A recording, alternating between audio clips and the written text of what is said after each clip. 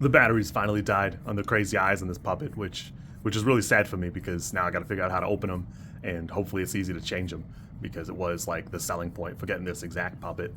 But I wanted to address the allegations for me and talk about those. Specifically in this case, the allegation that I love my dogs too much. And while a regular person might not think that's a big deal at all and not really an allegation, it has been phrased in such a way that sometimes feels hurtful or offensive. And firstly, I would just like to say, if there was some sort of other extra super god who cared that I was doing this, or thought I loved the dogs too much, or it bothered slightly, he would strike me down while I was making this video, or editing it, or posting it, and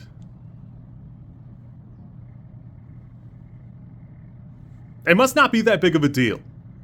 Anyways, if you really wanted me to stop, you would shut your yapper and you would sneak around the house with a bunch of eyeballs glued to your face and try and Scrooge McDuck me out of into changing my ways or something. You could Scrooge McDuck me. It probably would work if you had sufficient googly eyes and I don't know, you caught me at the right moment, I suppose.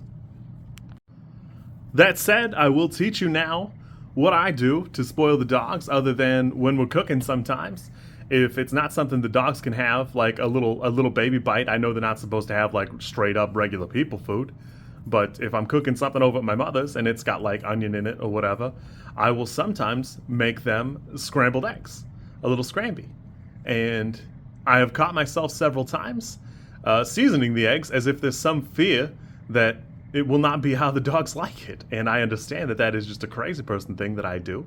But there is another thing that I make for them by hand, and it is a little popcorn. And so I'm going to teach you now how to make the popcorns.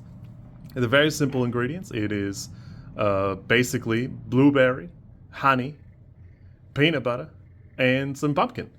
I have found that it does not seem to matter at what ratio you go at with this, although there does seem to be an upper limit to how much pumpkin my dogs will tolerate, but I think that's just because they are spoiled princess babies, and that I think that's like their own thing, which is fine.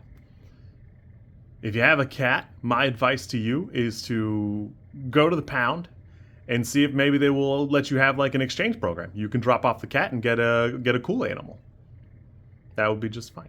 I don't actually have anything against cats. I just don't know how to make them anything that's not like staying away from them or growing them catnip.